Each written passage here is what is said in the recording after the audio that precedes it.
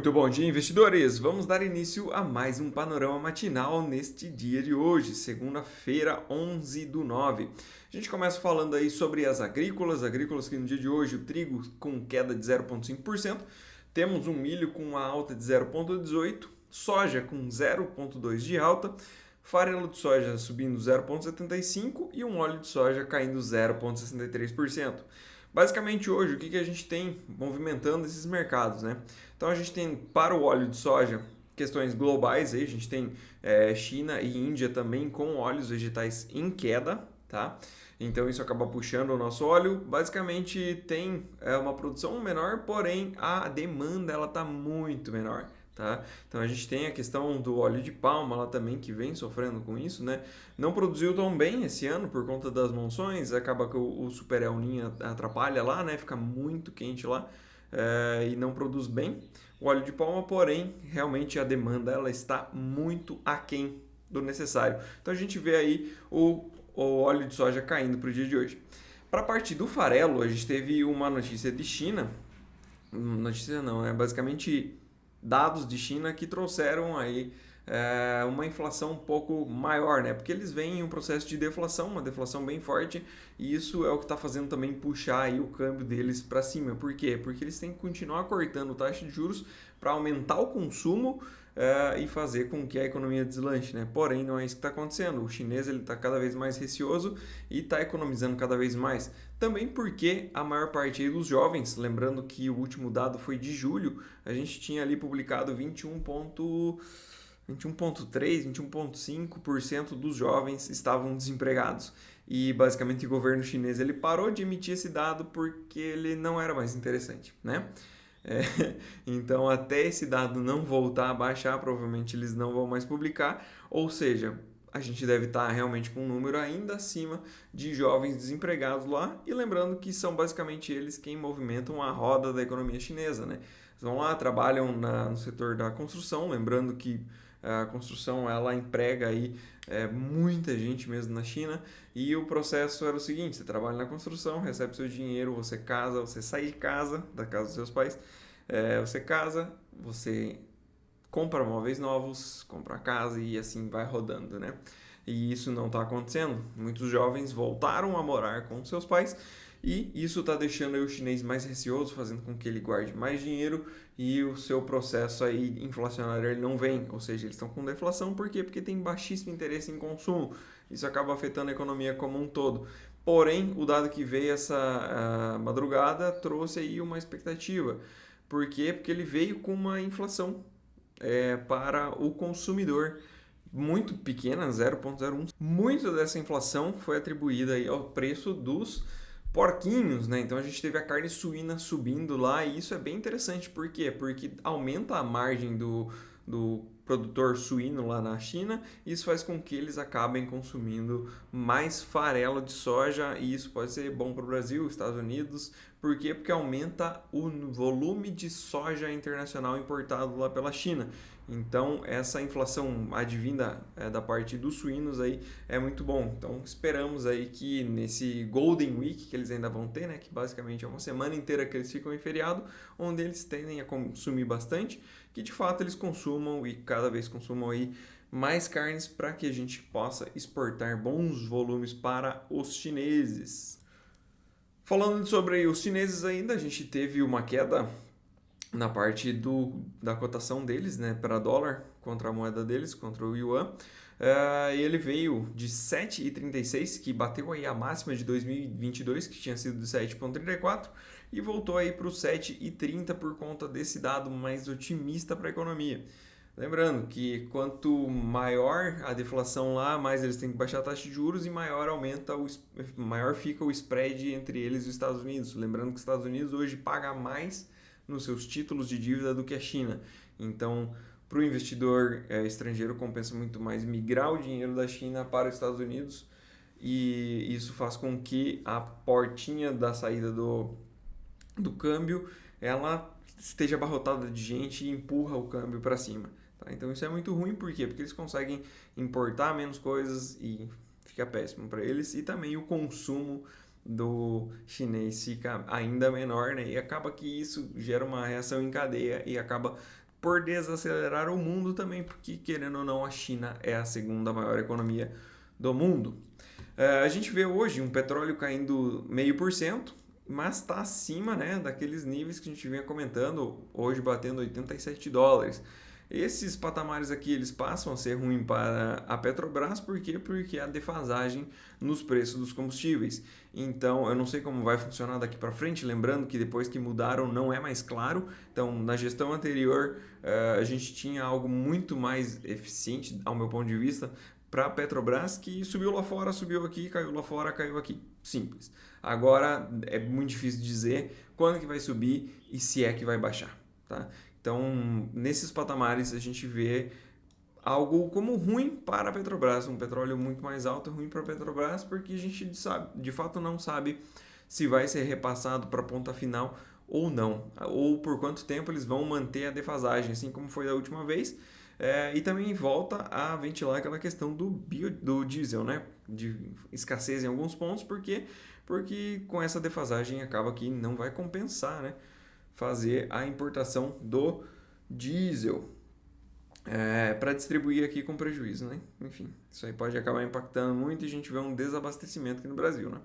Para a parte de minério de ferro, a gente tem hoje uma alta bem considerável de 2,41%, cotada aí 851,50 yuan por tonelada. Esse aqui sim, excelente para a Vale e para as mineradoras aí do nosso país, principalmente para a Vale porque ela tem um peso muito grande dentro do nosso índice, né? Para a parte de... Continuando na parte das agrícolas, né? É interessante a gente falar um pouco sobre o clima.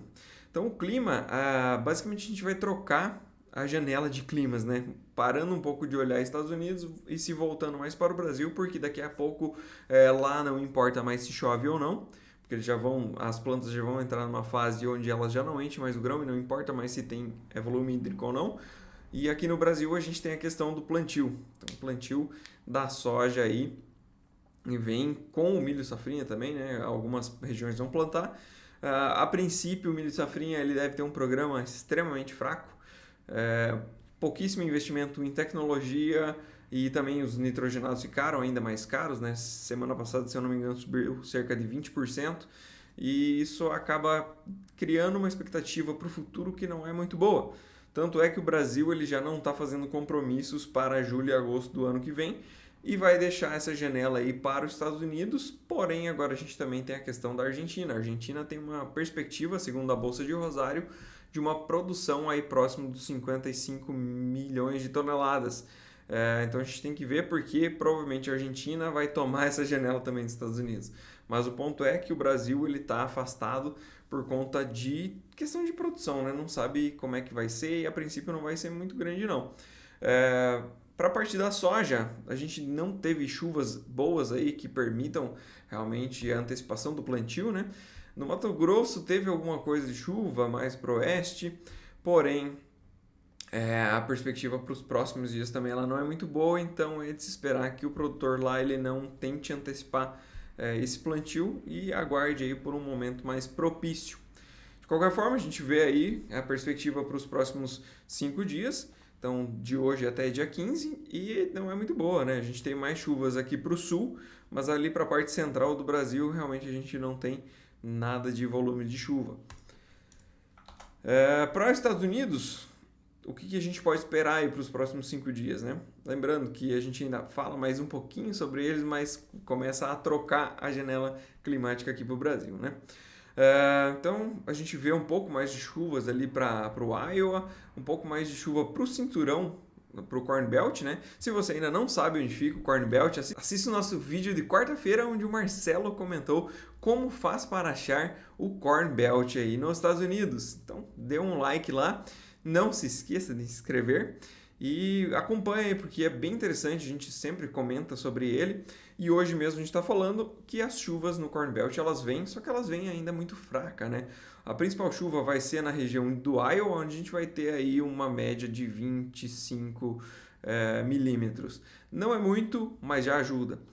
E no restante as chuvas são realmente muito fraquinhas, vão ficar aí entre 5 a 10 milímetros. Essa é a perspectiva para os próximos 5 dias. Tá?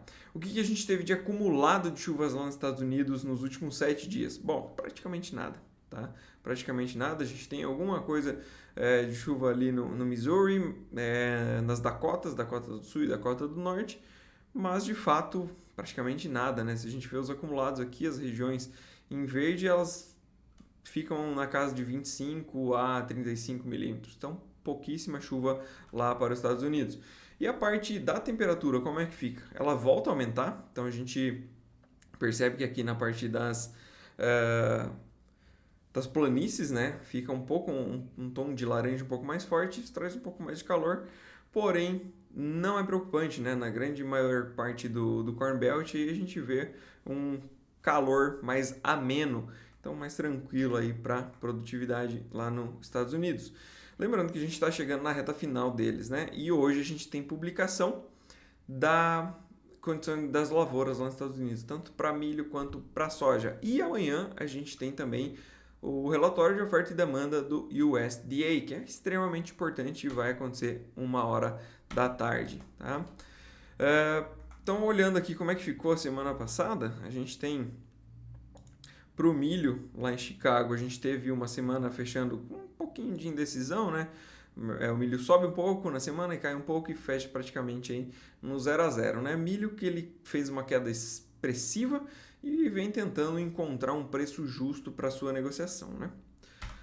Para a parte de soja, a gente teve na semana passada uma semana de queda, lembrando que eu comentei que ele veio testar a região dos $14, poderia voltar a testar aqui embaixo na região dos 13,50, né?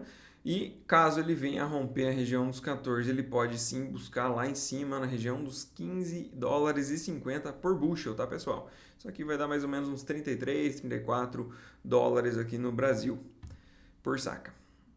Para a parte de bolsa, vamos ver o que está acontecendo, né? Então, na sexta-feira, só fazendo uma recapitalização, a gente teve S&P subindo 0,17%, Nasdaq subiu 0,09%, Dow Jones subiu 0,22%. Então, a gente teve um dia mais positivo para as bolsas americanas.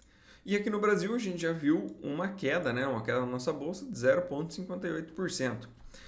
Hoje, o que a gente tem? A gente tem Xangai subindo 0,84% devido àquele dado que eu comentei com vocês sobre a inflação. A parte de tecnologia lá ainda sofre, né? Cai 0,52%. Japão cai 0,42%. Coreia do Sul sobe 0,36%.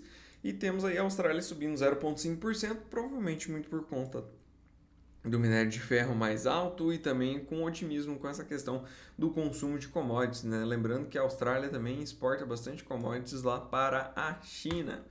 Para a parte de Europa, a gente tem hoje um dia mais em alta para eles, né? Coisa que estava sendo raro ultimamente, mas a gente vê aí um Eurostock subindo 0,48%. E temos o destaque de alta indo para o CAC 40, que seria a bolsa francesa, né? Desculpa, quem mais sobe hoje é a bolsa italiana, que sobe 0,81%. Atencione, Big Pockets! Itália aí subindo, descolando aí dos principais índices, né? E puxa, querendo ou não, o Eurostoxx aí, né? Que sobe 0,48%.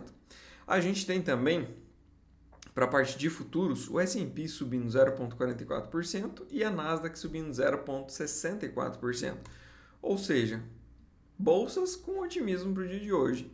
E na parte do dólar, a gente tem um dólar mais fraco contra as principais economias do mundo, caindo 0,36%. Bastante, tá? Bastante para um começo de semana, 0,36% é relevante. E também a gente tem uma perspectiva de um dólar mais fraco contra as moedas de países emergentes, caindo praticamente contra todos eles. Então o que é esperado aqui para a abertura do nosso mercado no dia de hoje? Bolsa abrindo em alta e um dólar abrindo em queda. Se vai ficar assim o resto do dia, não sabemos. Mas é um direcionamento aí, pelo menos para o início do dia. Até porque a gente não tem nada de expressivo na agenda para o dia de hoje. Ou seja, deve prevalecer aí o tom dado no exterior perante as bolsas que já estão abertas, que já estão negociando, né? Inclusive, a Ásia Pacífico já fechou, né? E fechou nisso aqui, não muda mais. Mas Europa em alta e a expectativa de futuros de Estados Unidos em alta também traz aí uma perspectiva de uma abertura em alta para a nossa bolsa e uma abertura em queda para o nosso dólar. Pessoal, seria isso. Um grande abraço e ótima semana a todos!